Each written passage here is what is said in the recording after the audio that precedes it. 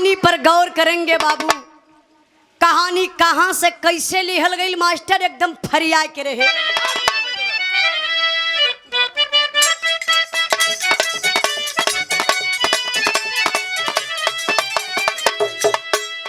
हमारे फौजी दुश्मनों को रोक देते हैं, हमारे फौजी दुश्मनों को रोक देते हैं, पलंगी आग में अपने को झोंक देते हैं।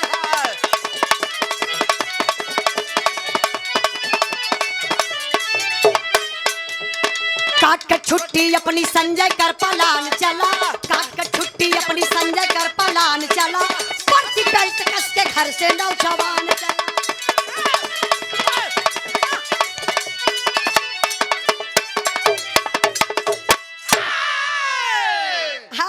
इशारा पे खाली काम चले, बात पर गौर करेंगे। इशारा बजेबे सक्सेस रहबे। देखिए जिला झांसी के रहने वाला एक व्यक्ति जिसका नाम बताया गया बाबू संपत। संपत के दुल्हन का नाम बा रेखा, 3 गो औलाद यानी 3 गो बेटवा।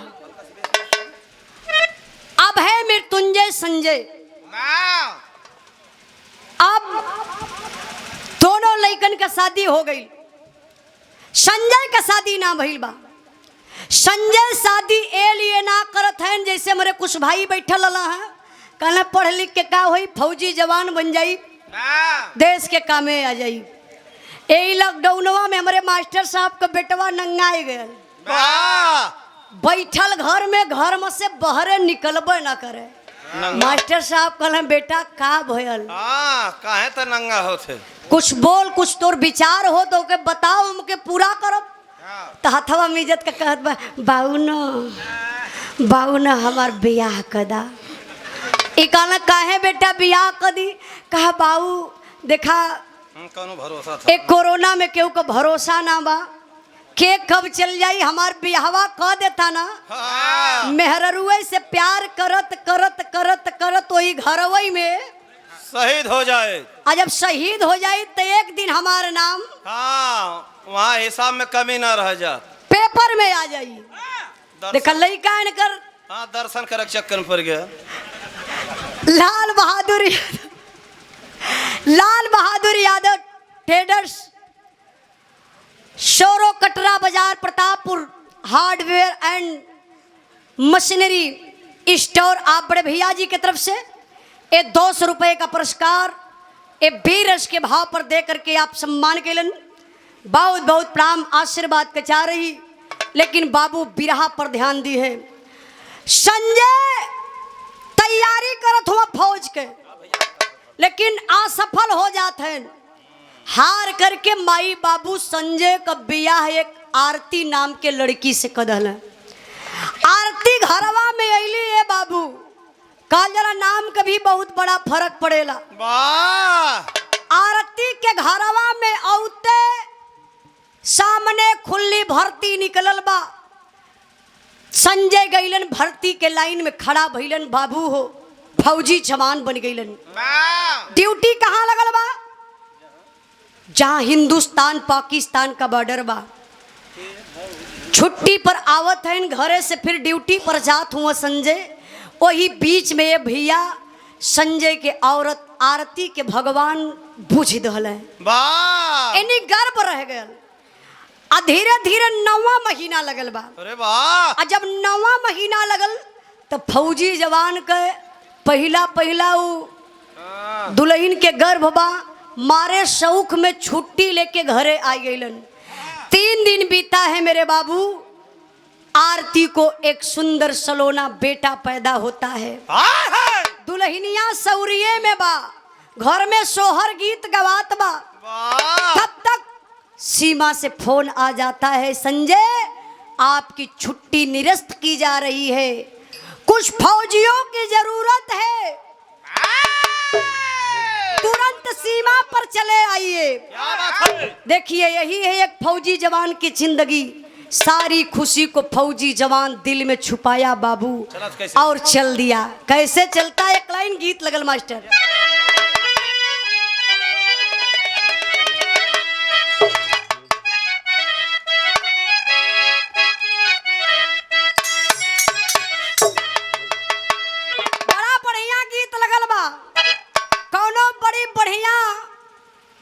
सुघर का भौजाई रहल ओकर देवर आ ओकर देवर तो भौजैया से भी सुघर रहल वाह और रहल क्रिकेट के खिलाड़ी छक्का चौका फील्ड में मरले बा हाँ सिंघल तक कभो लेबे न कैले हाथ में बल्ला ले ले बा मतलब क्रिकेट खेल के आयल घरवा तो देखलस कि भौजैया हाँ पूरा खोल के सुतल है का खोल के सुतल हो वह दरवाजा हो ओ दरवाजा खोल के भौजी सुतल बा हाँ तबले देवरवा आयल मारे मजाक में धीरे धीरे गयल वही बल्लवा से भौजैया के यही हाँ बैठवा के मुठिया पीछे में खोद दहला ई देखत रहल नहीं यही बगलिया में ऐसे ही खोद दहलस अब भौजैया चोर से चिहुकल कले है तोहर भला हो जाए हाँ का इतना मोट लगावत होगा हो ऐसे कले रहल हाँ ऐसे काले रहा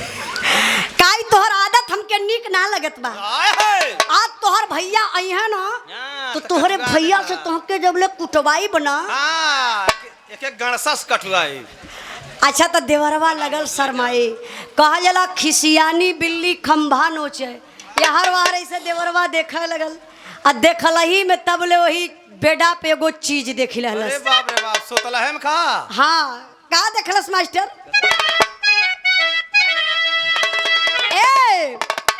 ए भौजी सुन भौजी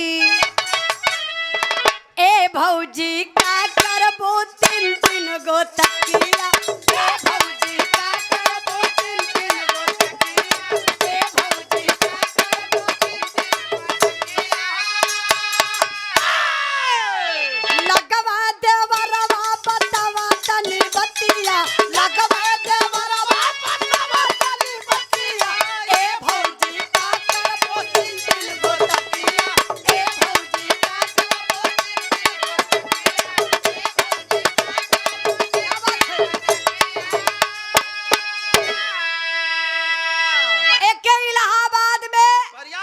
प्रयागराज में हल्का से बदल दिहल गईल एके अरे मतलब दोनों झिलवा थोड़ा जौनपुरो के लेला जहाँ ले अवधी भाषा बोला ले हमरे आजमगढ़ में एकदम सीधे रेलाई हाँ मेहरारू अगर मर्दे के पूछी का हो खैबा तो कही का हो दिन भर हर वहर चकरबे करबा हाँ क्या घोटबो करबा आई के घोट ही लेता देख मेहरारू गुस्सिया जाई तो ऐसे बोली आयहर के भाषा में देखा अवधी भाषा कितना प्यार से बोले का जी हाँ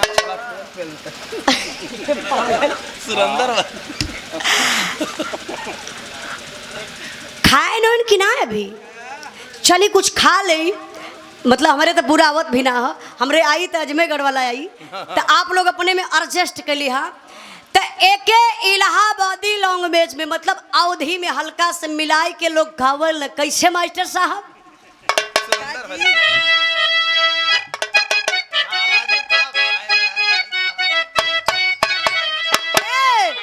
उड़ती चिड़ैया कहे मरा बेईमानवा उड़ती चिड़ैया कहे मरा बेईमानवा उड़ती चिड़ैया कहे मरा बेईमानवा कुवन पे मारा जगतियों पे मारा कुवन पे मारा जगतियों पे मारा लहंगा के बीच कहे मरा बेईमानवा लहंगा के बीच कहे मरा बेईमानवा लहंगा के बीच कहे मरा बेईमानवा लेकिन बिरहा पर ध्यान दी है बाबू फौजी जवान घर से चलल बा कैसे मास्टर चलती हल्ला फौजी फौजी आई में झूम के चलती हल्ला फौजी फौजी आई में झूम के गौवा का माट दहिना हथवा से चूम के गौवा का माट दहिना हथवा से चूम के चलती हल्ला फौजी फौजी आई में झूम के चलती हल्ला फौजी फौजी आई में झूम के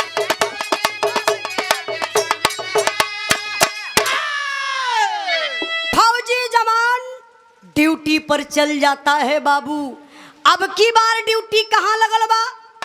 जो सिंधु नदी है, जो हिंदुस्तान पाकिस्तान का बंटवारा करती है, फौजी जवान उसी नदी के तट पर तैनात है।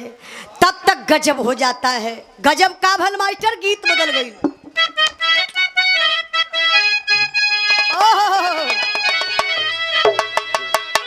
देखिए देख जी, ए गीत के स्वर्गीय रामदेव गुरु गावत रहलन। कोई रामदेव नहीं, हमरे पापो भी बिरहा गावलन। वाह, गावल ना गावत रहना। भूत परे मर गई ने खारे, तोहार बाप मर जाए। तोहार बाप तो यही भोगी हैं। हमार पापा आयल हुआ, ये हमार छोट भाई, सगे भाई बहन, ये हमसे छोट, हम बड़ी है। तई चेक करावा न कहूँ कि ना। पापा ये गाड़ी में आराम करत हुई हैं। देखी ई बिरहा हमरा के विरासत में मिलल। वाह, अध्यक्ष जी, और आसत तो मरले के बाद होले। अरे यार चुप रहता। हमारे पापा जब घरे कबो गुनगुनाए कैसेट वैसेट में, हमहन देखी कि ई नाचत हुआ गावत हैं, तो हम पापा से कहीं पापा हमरो मन करेला बिरहा गावे के। पापा कहाँ बिटिया, लड़की का जात हो तो कि हम कहाँ लेके घूमब, और कोनो काम चुन ला। गोबर ओबर फेंका ही है। और कोनो काम में हम गईली अविकारी विभाग पुलिस में भर्ती देखे, ओमा भी सब कुछ हो गए, लेकिन मन ना लगल। कुछ दिन डॉक्टरी पे गईली, वहू ना मन लगल। मन खूब रहल, पैसा न रहल घूस देवे भर के। सच्चाई बा, आजकल तो नौकरी में घूस चलत बा। तो देखी कितनो मेहनत कला, तब पापा के मुड़वरिया बैठी, तब मम्मी हमार कहा जब बिटिया का इच्छा है तो गवा दा, कौन बात है। नहीं तो आत्मा भटकी एकर। तब मम्मी पापा में झगड़ा हो जाए। मामा कहा, बार पापा कहा तू कहाँ जाना तू, ताकि पता है। आज तक बोले चल ना भैल। देखो हम बिरहा गाइला, हम जानीला। मम्मी के कहले पर पापा कैसो कैसो बिरहा में कहना, अगर बढ़िया गईबू तो गवाई। तब मेहनत करीला कि आप लोगों के बीच में कुछ बढ़िया प्रस्तुति हो, अच्छी हो, आप लोगों के प्यार दुलार ऐसा ही मिलत रहे। एक गीतिया के हमारे पापा जी बतावल कि स्वर्गीय रामदेव गुरु का अंदाज तलगे रहल, लेकिन बेटा एक काम कर रहा कि तू अपने अंदाज में गई हा भले बा। जौने समय स्वर्गीय रामदेव गुरु ये गीत के गाए दे तक कितना मुर्दन के जोश आ जा। कितना तो बनारस से टिकटिया लेके भाग गई ने। इनकर दादा कई टिकटी लेके भागल हो। ए भैया मास्टर साहब सुना बजावा, ये कुछ बोल दी है। निखिल यादव एलनगंज प्रयागराज टी स्टॉल चाय वाले भैया के तरफ से इनके पुरस्कार से लगत बा कि इनकर चाय नंबर 1 का होई। वो तो बहने समझ में आई, आप दे लें पैसा। अच्छा अच्छा, ये बड़ा कमेटी वाले भैया लोग बड़ा चालाक हुआ, 100 रुपया में कई जने काम अपन चला लेते हुआ। देखा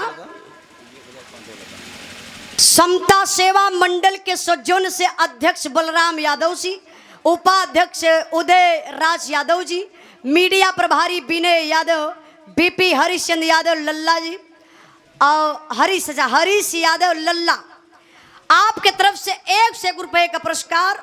अध्यक्ष जी कोनो जरूरी ना बा कि हमार रुपया पैसा पर बिरहा गाइला। वाह, हम तो गेहूं चाउर पे बिरहा गा देला। ले बोरा घूम दे, एक ठे बोरा लेके निकल जाता। वह तार बाबू सुतल में भेजा था बोले। देखिए आप लोगों का प्यार दुलार आशीर्वाद, देखा गवैया का सबसे बड़ा धन का बा पैसा। सुनवैया, आप लोग बिरहा सुनिला, कहानी समझला, सुबेरे के अगर बतियावत गईला कि यार उजलवा आइल, बड़ी बढ़िया बिरहा गौलस, ई गवैया का सबसे बड़ा धन हो। सट्टक पैसा बदल घरे के तबीयत खराब हो जाए। अच्छा आई बिरहा पर ध्यान दई यार, और भटकावा मत, समय केहू के ना हो। आई मास्टर साहब,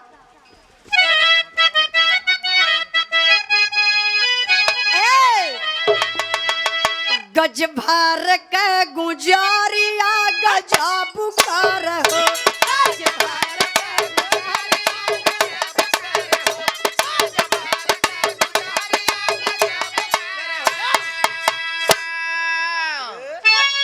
यारा जवानी यारा बोला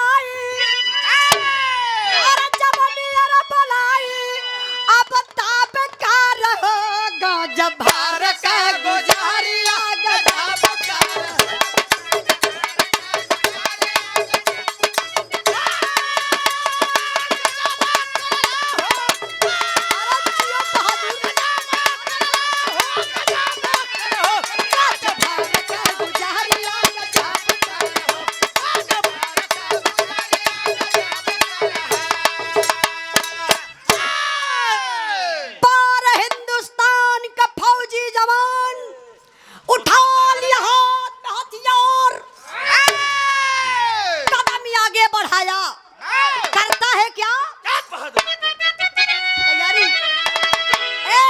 अरे बाप के बपौती का समीर नाई के बाप के बपौती का समीर नाई के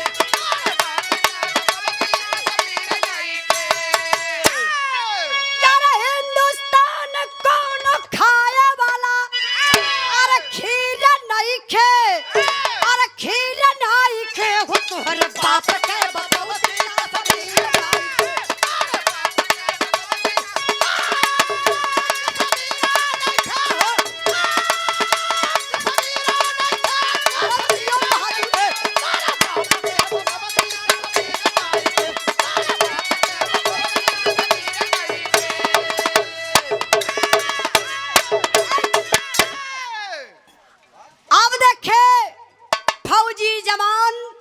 संजय ड्यूटी पर तैनात है और तब तक कुछ आतंकवादी पापी पाकिस्तानी हमारे हिंदुस्तान में प्रवेश करना चाहते थे। क्या बात है? तब फौजी जवान क्या किया? अरे सिंधु नदिया के रस्ते से आई गई चोर हो देखली हल संजय फाटते हिया का जोर हो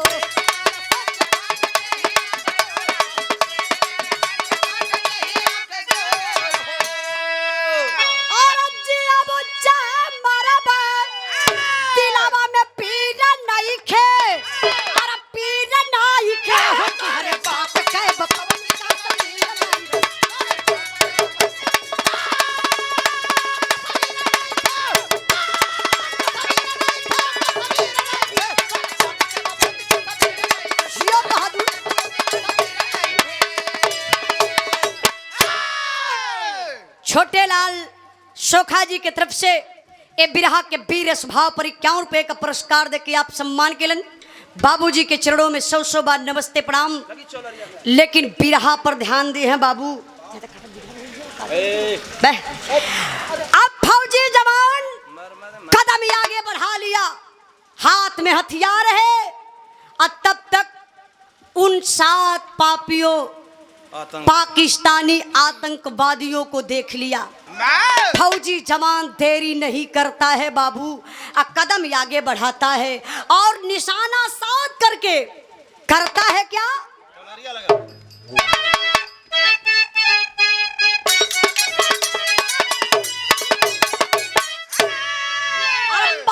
जल में छपका छपका